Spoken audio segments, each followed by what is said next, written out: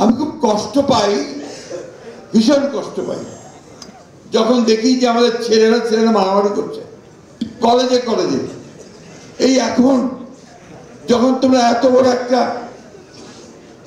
বিজয় অর্জন করলে, একটা ফ্যাসিস্টকে দেশ থেকে তাড়িয়ে দিলে, একটা ইতিহাস, পৃথিবীতে একটা ইতিহাস সৃষ্টি করলে, সেই সময় আজকে আমাদেরকে দেখতে হবে যে আমরা সরবর্তী কলেজ, মোল্লা কলেজ এটসেট্রা মারামারি করে রক্তাক্ত হয়ে যাচ্ছে। এটা তো কোনো মতেই গ্রহণযোগ্য নয়। এটার বিরুদ্ধে রুখে দাঁড়াতে হবে। এটা একটা চক্রান্ত, এটা একটা ষড়যন্ত্র। তোমাদের দায়িত্ব হচ্ছে এদেরকে বোঝানো যে this is not the way, এটা রাস্তা নয়। আমি আবারও খুব ভীত হই যখন দেখি ইসকনের নামে, ধর্মের নামে একজন আইনজীবী নিহত হয়ে পড়ে থাকে। এই তো বাংলাদেশ আমরা দেখতে চাইনি। আমরা তো একটা নতুন জায়গায় এসেছি, নতুন স্বপ্ন দেখছি, নতুন দিগন্ত দেখছি। সেখানে এই ধরনের ঘটনা তো আমরা দেখতে চাই না। এখানে তোমাদের ভূমিকা আরো বেড়ে গেছে। আমি খুব খুশি হতাম যদি দেখতাম যে আমাদের বৈষম্য বিরোধী ছাত্ররা লক্ষ লক্ষ ছাত্রদের মিছিল নিয়ে বেরিয়ে এসছে যে আমরা শান্তি চাই, আমরা এই ধরনের ঘটনা দেখতে চাই না। তাহলে খুশি হতাম। যাই হোক, ইতিমধ্যে অনেকেই প্রতিবাদ করেছে।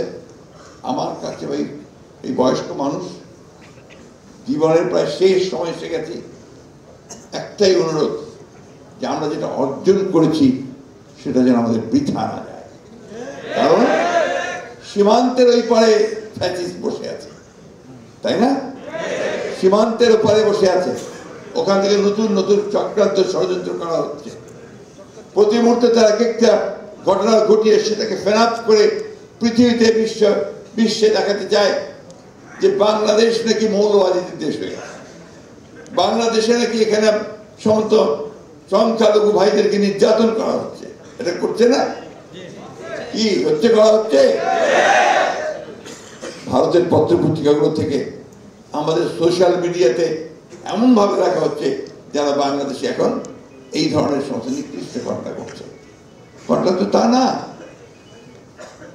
তাহলে কারা এটা করছে, কেন করছে? আমি কথা এই জন্য বলছি যে এই আনন্দে আমাদের থাকার কোনো অবকাশ নাই যে আমরা জিতে গেছি, সব হয়ে গেছে। আমাদের মাথার উপরে সেই খড়গ এখন আছে এবং চতুর্দিকে কিন্তু তারা চেষ্টা করছে আবার অন্ধকারে নিয়ে যাওয়ার। এই জন্য খুব সজাগ থাকতে হবে, সতর্ক থাকতে হবে। কোন রকম হঠকারিতা, কোন রকম বিশৃঙ্খলা যেন কেউ করতে না পারে, চেষ্টা করতে পারে, সেটাকে রুখে দিতে হবে। এটা হচ্ছে কিন্তু বড় কাজ।